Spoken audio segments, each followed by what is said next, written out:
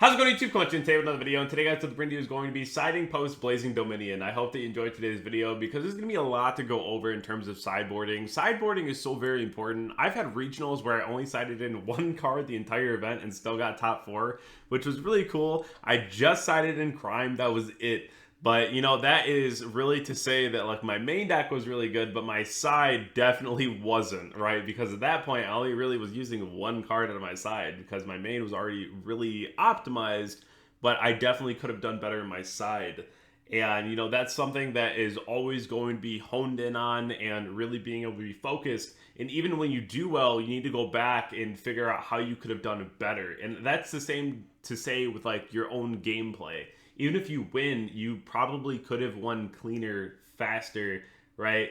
There are other ways to look at the game other than just like fixing something that is necessarily just like incorrect, but it also could be something that you deem is correct that could need some work. So the side is always going to be this balancing act, especially going into this format where it's a little wider. It's a little more narrow than you would think, but it is still pretty wide because KT and Branded are just such top dogs in the format right now. So definitely something to think about. But if you haven't already checked my sponsors over on Gem, Cloud, Arla, Imperium, Dragonshield, RW, MainPhaze, and Grimoire, definitely go ahead and do so down below in the description. If you do want to catch some coaching over my METAFY page, go ahead and check out the one-on-ones, and then subscribe to the channel if you haven't already so we can hit our goal at 30,000.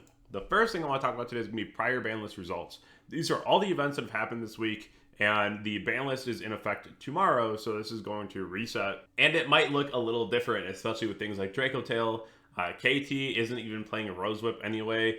They are going to go down to 1 overtake. So some things are going to be a little different. Yummy is going to continue to fall, I would imagine. And there's going to be a bit of movement.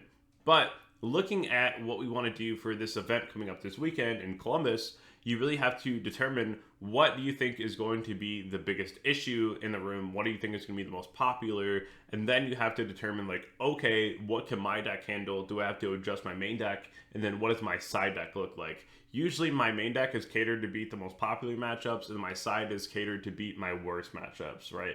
So that's going to be your less popular matchups as well. The way that I look at my day, let's say that you're going to be playing 16 rounds at a YCS because you're winning the YCS, and you're going to be playing through all these rounds throughout the day. You have to look objectively at these decks and figure out how many times you're realistically going to see them in the day. One of my main practices to do this is going to be things like Mitsurugi. How many times do you think that you're going to see that? Well, it came out in modern decks. It's fairly popular. It's fairly cheap. I'm going to see this 1 to 2 times throughout the day.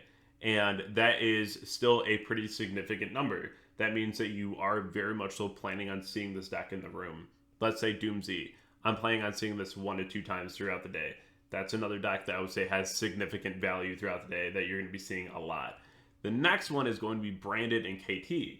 So I would say if you're playing 16 rounds throughout the 2 days, you're going to see at least 4 in 4 of these decks. You're going to see half your tournament be KT or Branded for the most part, in my opinion. And I don't think that that's too far off. Now, we're looking at the next couple rounds that we could play against. And you could play against like Magnet Warrior, like 0 to 0.25, right? Like you could see it, but you probably won't. Malice, I would say it's going to end up being like 0.5 to 1. I would say this is more likely going to be something in 16 rounds that you would see. But like Synchron, right? That's like 0 to 0.1. Like maybe you'll see it, but you probably won't, right? Then you're looking at like Vanquish Soul. That's another one that's like 0.5 to 1 in my opinion. You have Striker. That's going to be 0.5 to 1. And you kind of have to go through all of your matchups and determine how often you're going to see them. So you know what is going to be the most popular, what your main deck has to look like, and how do you cater your side for your worst matchups. The next thing that I want to talk about is going to be the fact that you would just main things like Super Poly and Fallen and Virtuous. I feel like if you're already taking up a lot of spots in your extra deck to be able to accommodate these cards, you probably should just main them. There is arguments sometimes where you can just like side these, but I feel like if you found it important enough to run these and actually give up the spots in your extra deck, that they are important enough to main. And it would be very awkward to see these just being on the side and having dead cards in your extra deck just to go ahead and like start a duel, right? So in my opinion, these are things that I would just go ahead and main. Then you have to determine whether or not you want to main or side these. So Ogre and Bell should be in your deck list right now. They're both very, very strong. One, in my opinion, is more mainable than the other, and I'll talk about why. So if we go back to right here, KT, Ogre, unless you're hitting like a late JJ Cool Tune or something, right? Ogre is horrendously bad into this matchup. I would not want to run it. And KT is going to be the most popular deck in the room, but Ogre against Branded, very real. They use their Fallen of Albaz, discard one, you Ogre it, that's dead. They use Ecclesia and the Dark Dragon, Ogre it, that's dead, right? Like, you have some very fire spots for Ogre in this matchup. But what hits both is Bell. Now, if you're expecting that these are going to be the most popular decks in the room, Bell is fire, right? So that's something that you want to main Bell over Ogre. If you have spots for both, maybe you want to run both, but I don't know if I'd want to main Ogre and run the risk of running into something like KT and then not really being able to use it that well.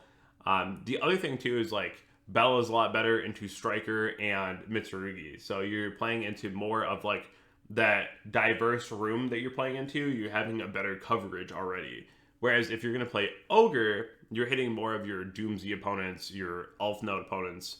If you randomly play against like Enneacraft, you hit that, right? So these are things that you got to think about when you're looking at what you want to main and what you want to side. Now for the next mainer side, we have Crossout and Callby. So in my opinion, it should be main deck Callby and side Crossout. Crossout's like really solid, but it's only really good into a mirror match, or if you're really afraid going first with like Droll, because it is a Droll format. Droll is everywhere right now. But Callby in the main deck is like really crazy, and very rarely does this card get sided out for me right now because it hits two very important cards.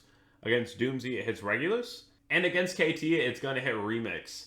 So this is where cards like Droplet are also very important right now. And I main that card because having something like Callby, like, let's say that you fool your KT opponent. They pass on Remix, draw phase, they use Remix, you Bell it or you Callby it.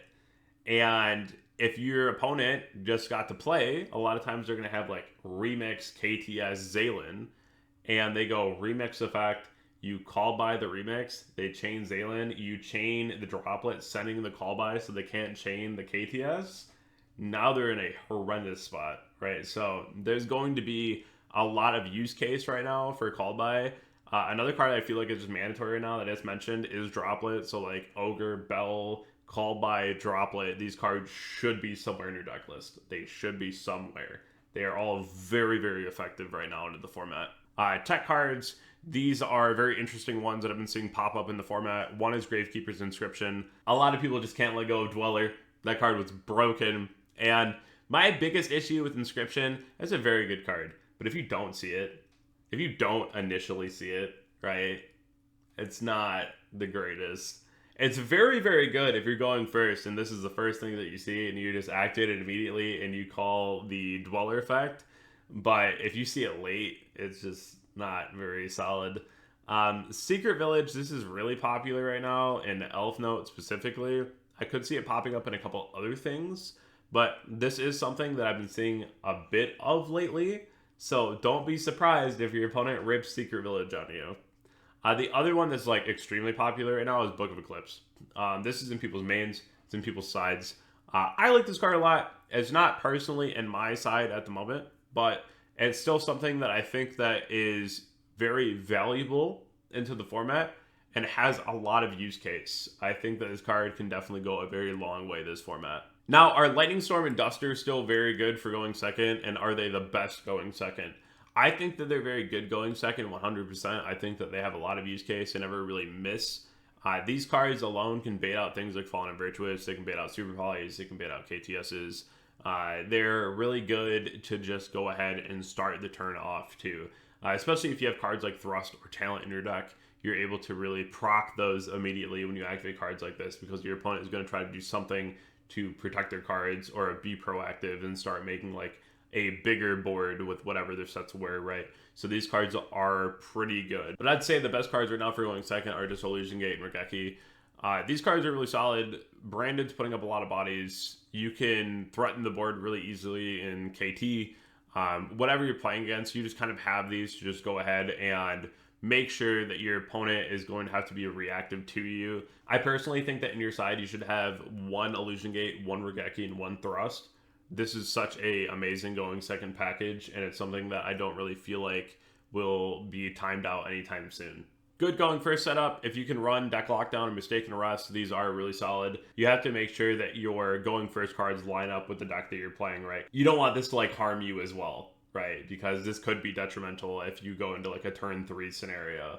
So that's something that you really got to think about. Same with things like Die-Fi D-Ground. If you can play these cards, you should be playing these cards. These cards are extremely strong. They can make decks like KT have a extremely hard time trying to play the game because their effects just don't go off because they don't go to grave. As of right now, I feel like these cards are really impactful currently. They're all really strong. I think that Solemn Warning is probably one of the better ones even. I think that this card is just absolutely absurd. Being able to hit things like Maker and then shut off the KT effects in the graveyard is really good. Accusation, a lot of people said this card was going to be overhyped. I think this card is like so very good. It's actually just so good. But playing even like 1/1/1 and like 2 D-Ground when you already have the 1 Thrust with the Board Breakers, you have an extremely good side and you're really set up for going first. In an ideal world, if you don't need a normal summon, you're playing 3 Lava Golem right now. This card really answers Doom Z. This card clears the end board of KT. You're able to do a lot with this card in very little effort. Just go ahead and throw it on the board, and all of a sudden your opponent's in a very awkward spot. We have seen people playing Kaijus very recently. It's very common. There's a lot of cards that are hitting board right now, including things like Dogma that people just need an answer for.